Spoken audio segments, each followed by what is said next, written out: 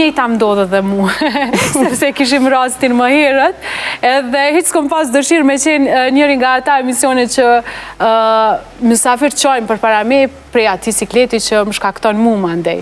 Pse ndodhë kjo të është këgja një farë sikleti, se kër fillon intervistus me të qojtë para ftyrës, ti nuk din që ato momenti që me reagu, ose që ka me bu. Unë e kom shumë raste, kom pos një që, jo njëtë, por gjatë intervistat që kom bu, më ka ra me pos intervista lloj temave, për ma shumë kom pos tema rreth familjes. Edhe dim që për çdo njeri familja është pika me adopt.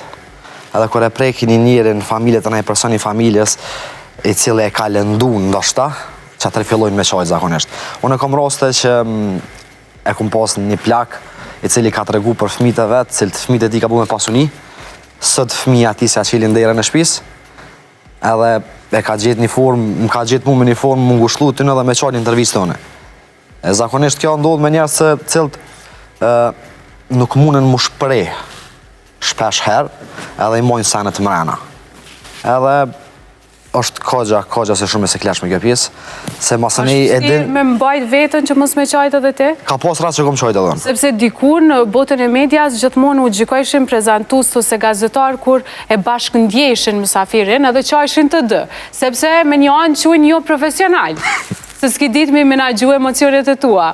Po e tash ato ndjenje janë, nëse s'djen me kajtë, nëse s'djen me kajtë nuk qonë. Po sot ka ndryshu? Ka rase që në kom qajtë, ka rase që nuk kom qajtë.